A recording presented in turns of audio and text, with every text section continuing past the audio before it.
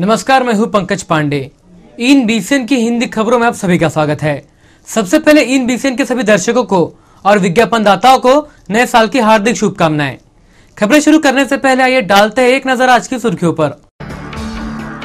नए वर्ष की पूर्व संध्या पर पुलिस के कड़े बंदोबस्त, हुड़दंगियों और शराबियों पर होंगी खास नजर।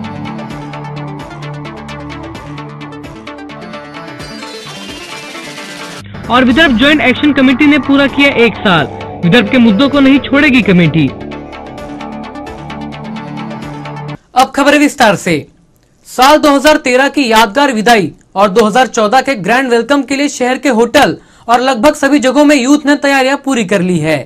नए सपने, नई आशाएं, नई संकल्प, इन्हीं के साथ ही नए साल के स्वागत के लिए लोग दिखाई दे रहे हैं।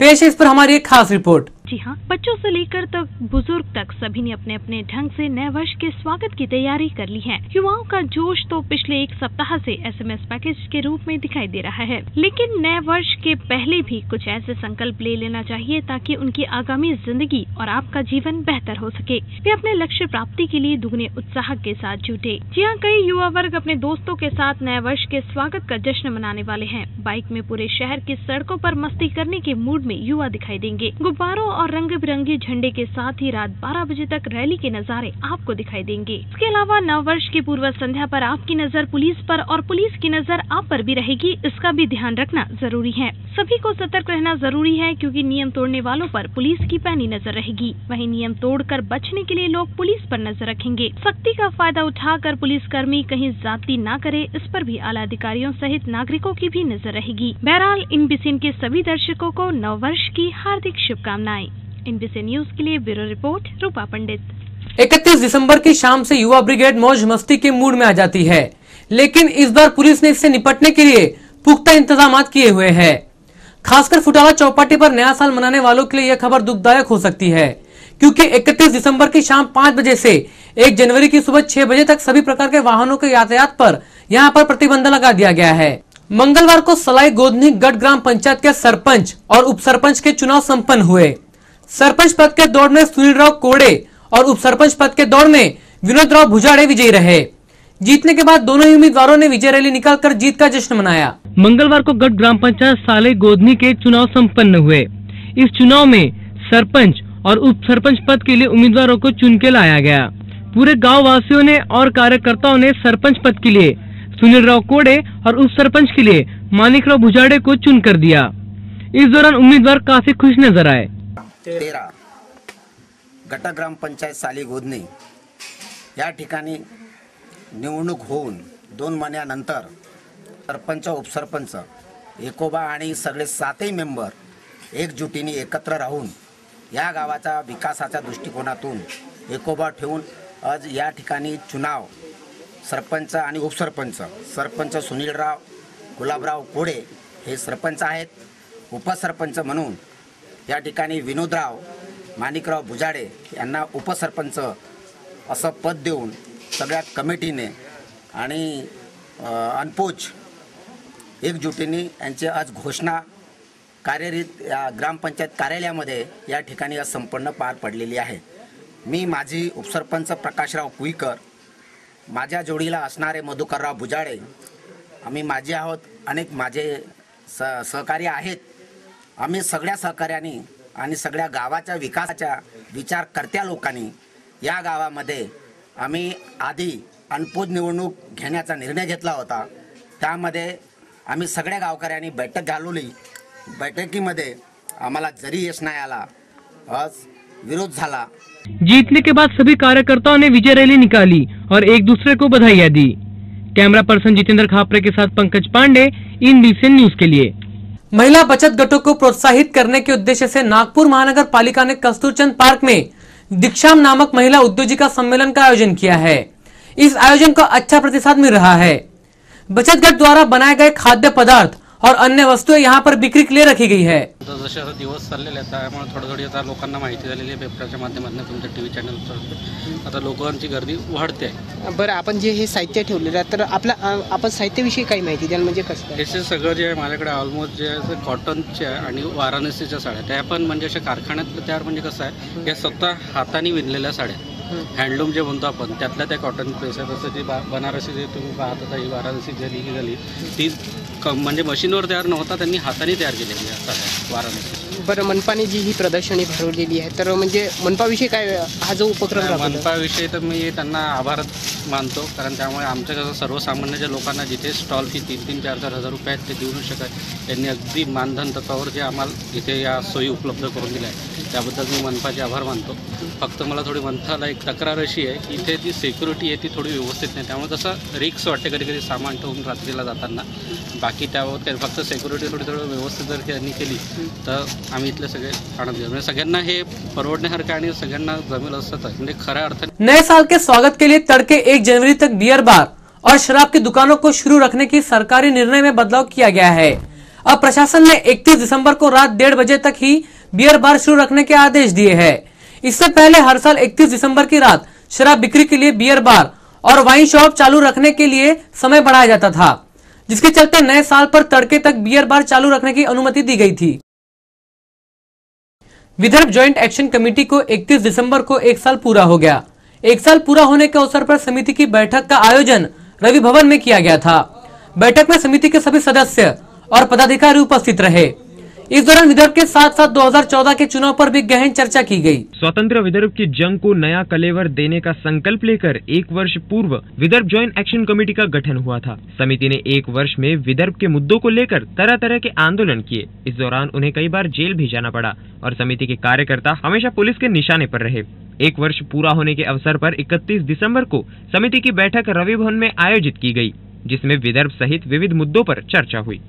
और खासतौर पर एक काम काफ़ी दिनों से बाकी रह गया था तो विदर्भ ज्वाइंट एक्शन कमेटी का एक प्रमुख किसी को नियुक्त करना. तो वो आज हम लोगों ने तय किया है कि डीजीपी चक्रवर्ती साहब, तो जो भी क्योंकि संगठन में अलग अलग पार्टी अलग अलग संगठन के लोग हैं, तो किसी एक पार्टी या संगठन से करे तो दूसरे पार्टी को प्रॉब्लम ना हो करके, तो नॉन किसी पॉलिटिकल पार्टी से या संगठन से, तो ऐसे एक शख्स है हमारे पास में, तो डीजीपी चक्रवर्ती साहब, तो इनको अध्यक्ष पद पे नियुक्त किया है. हाँ, नए वर्ष में. अच्छा. और आपकी आगे की योजना क्या है? आप विदर्भ के नाम पर अभी चुनाव आ रहे हैं. वर्ष 2014 में लोकसभा और महाराष्ट्र विधानसभा के चुनाव होने हैं. दिल्ली में आम आदमी पार्टी की सरकार सत्ता में आ चुकी है. परिवर्तन की लहर दिल्ली से शुरू हो चुकी है. अब ये लहर देश के कोने कोने तक पहुंच रही है. ऐसे में विदर्भवादी इस लहर से अछूते नहीं रह सकते. आने वाले चुनाव में यदि आम आदमी पार्टी विदर्भवादियों को साथ लेकर चुनाव लड़ती है तो विदर्भ को इसका फायदा हो सकता है. सपोर्ट करेंगे या अपने उम्मीदवार तय करेंगे? नहीं, अभी इसके पहले जैसे आज से 1 साल पहले आप पार्टी के कुछ पदाधिकारी माइन गांधी वगैरह सब आए थे ना, तो उनसे बात हुई थी. तो उनका भी ये कहना था कि जो स्थानीय पार्टी है, संगठन है, तो भाजपा कांग्रेस को छोड़कर उसके साथ वो अलायंस करने वाले. तो उस वक्त उनसे बात हुई थी कि वो विदर्भवादी संगठन के साथ में अलायंस उनका हो सकता है. और अभी भी केजरीवाल साहब दिल्ली में हमारे साथ में थे, विदर्भ एक्शन कमेटी के विदर्भ के आंदोलन में दिल्ली में. गौरतलब रहे कि भाजपा और कांग्रेस क्या लगभग हर पार्टी आने वाले चुनाव में विदर्भवादियों को बरगलाने की कोशिश करेगी. ऐसे में विदर्भ ज्वाइंट एक्शन कमेटी की भूमिका बहुत बड़ी होगी. अब देखना दिलचस्प होगा कि कमेटी अपने कर्तव्य का निर्वाह कैसे करती है. ज्वाइंट विदर्भ एक्शन कमेटी का 1 साल का कार्यकाल आज 31 दिसंबर 2013 को पूरा हुआ. रवि भवन में समिति की बैठक हुई और बैठक में बहुत से निर्णय लिए गए हैं. अभी समिति के महासचिव श्री अहमद कादर ने BCN को जानकारी दी कि उनकी आगे की योजना क्या है. कैमरा पर्सन इरफान खान के साथ राकेश यादव, इन BCN न्यूज़, नागपुर. आने वाले 10 और 12 जनवरी को चौथे भारतीय विद्यार्थी संसद का आयोजन किया जाने वाला है. माइसर्स MIT स्कूल ऑफ गवर्नमेंट और भारतीय छात्र संसद फाउंडेशन के संयुक्त तत्वाधान में विद्यार्थी संसद का आयोजन किया जा रहा है. गौरतलब है कि इस संदर्भ में सोमवार को एक पत्र परिषद का आयोजन किया गया था, जिसमें बताया गया है कि विद्यार्थी संसद को राज्य के उच्च और तंत्र शिक्षण मंत्रालय, क्रीड़ा और युवा कल्याण मंत्रालय के साथ ही अंतर्राष्ट्रीय संगठनों का मार्गदर्शन रहेगा. परम पूज्य संत अच्युत महाराज, इनकी स्मृति में शहर के स्नेह संवर्धन मंडल जयप्रकाश नगर और संत अच्युत महाराज सत्संग मंडल नागपुर की ओर से श्रीमद् भागवत ज्ञान यज्ञ सप्ताह का आयोजन किया गया था. 1 जनवरी से 7 जनवरी तक चलने वाले इस कार्यक्रम का आयोजन श्रीराम हनुमान मंदिर जयप्रकाश नगर में रखा गया है, जिसमें बड़ी से बड़ी संख्या में उपस्थित रहने की अपील कमेटी की ओर से की गई है। लोकांसाठी श्री संत अच्युत महाराज हार्ट हॉस्पिटलची निर्मिती केली अमरावतीला आणि या हार्ट हॉस्पिटलमध्ये आतापर्यंत जवळपास 15 ते 1500 ऑपरेशन झाले हार्टचे आणि हे साधारणतः हे ऑपरेशन सगळे राजीव गांधी निराधार योजनेतून झालेले आहे. म्हणजे जे बिलो पॉवर्टी लाईन आहे त्यांचे ऑपरेशन जवळपास फ्री झालेले आहे हॉस्पिटलमध्ये आणि ह्याचा जो रेट आहे सक्सेस रेट तो बाकी कुठल्याही हॉस्पिटलपेक्षा जास्त आहे. मॉर्टेलिटी रेट फार कमी आहे या हॉस्पिटलचा. सिने अभिनेता फारूक शेख को सोमवार की देर रात अंधेरी के 4 बंगला स्थित कब्रिस्तान में रस्मों रिवाजों के साथ सुपुर्द खाक कर दिया गया। 65 वर्षीय फारूक शेख का दुबई में शुक्रवार को दिल का दौरा पड़ने से निधन हो गया था। सोमवार शाम को उनका पार्थिव शरीर दुबई से मुंबई लाया गया और अंधेरी स्थित उनके निवास स्थान पर अंतिम दर्शन के लिए रखा गया। उनकी अंतिम यात्रा में फिल्म जगत की कई हस्तियां मौजूद रही। 31 दिसंबर की रात नए वर्ष में शामिल होने जा रहे लोगों की सुरक्षा के लिए जहां एक तरफ पुलिस विभाग द्वारा पुख्ता इंतजाम किए गए हैं, वहीं असामाजिक तत्वों की धरपकड़ के लिए शहर के चप्पे चप्पे पर पुलिस का जाल बिछाया गया है।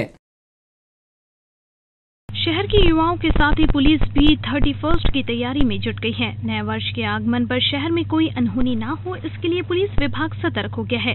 नए वर्ष की पूर्व संध्या पर सीपी से लेकर पीसी तक के सभी सड़क पर तैनात रहेंगे। शराब पीकर हुड़दंग मचाने वालों पर पुलिस की कड़ी नजर रहेगी। तो वहीं सोमवार को पुलिस आयुक्त के पाठक और ज्वाइंट सीपी संजय सक्सेना ने शहर के सभी आला अधिकारियों की बैठक बुलाई थी। गणेशपेट पुलिस स्टेशन एरिया में ऐसा कुछ ज़्यादा बंदोबस्त नहीं है, लेकिन फिर भी जो प्रेशर पॉइंट है जैसे एम्प्रेस स्मॉल सिटी, उसके बाद में कॉटन मार्केट चौक और सीए रोड मेवा हॉस्पिटल के सामने और अग्रसेन चौक और बाकी छोटे मोटे चौक तो होते हैं और जहाँ दारू की दुकानें हैं, बियर बार है, वहाँ हमने बंदोबस्त लगा दिया। सर अगर रात को मतलब कोई ड्रिंक करके मिलता है या कुछ रोड पर तामझाम करता है तो उसके लिए आप क्या कार्रवाई करेंगे? बिल्कुल हर जगह हमने फिक्स पॉइंट लगा दिए हैं और अगर दारू चलाते हुए अगर कोई मिलते हैं तो ट्रैफिक वाले भी हमारे साथ में है, तो जो हम उनको चेक करके अगर वो पी के गाड़ी वाहन चला रहे, व्हीकल चला रहे तो उनके ऊपर वो कार्रवाई हम करने वाले हैं।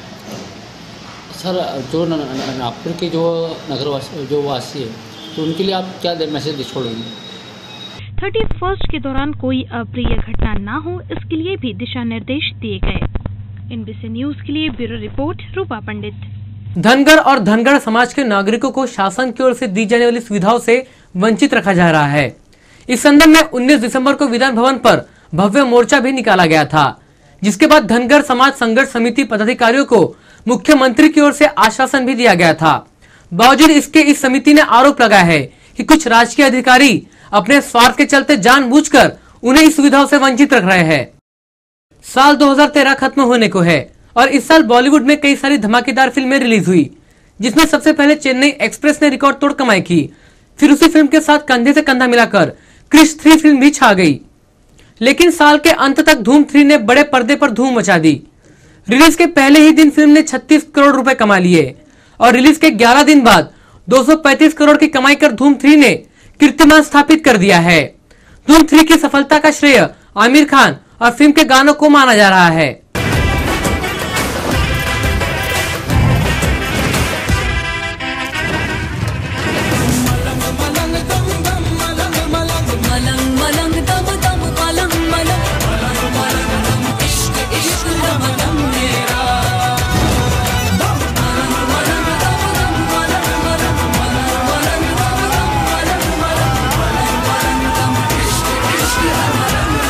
आइए फिर एक बार डालते हैं नजर आज की सुर्खियों पर।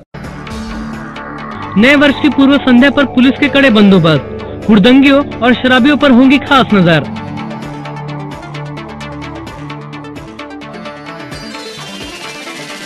और विदर्भ ज्वाइंट एक्शन कमेटी ने पूरा किया 1 साल, विदर्भ के मुद्दों को नहीं छोड़ेगी कमेटी। एक बार फिर आप सभी दर्शकों को और विज्ञापन दाताओं को ईएनबीसीएन की ओर से नए साल की हार्दिक शुभकामनाएं। हम कामना करते हैं कि आपका नया साल 2014 आपके जीवन में खुशियां और नई उमंगें लाए। इन BCN की हिंदी खबरों में फिलहाल इतना ही। आप देखते रहिए इन BCN न्यूज। नमस्कार।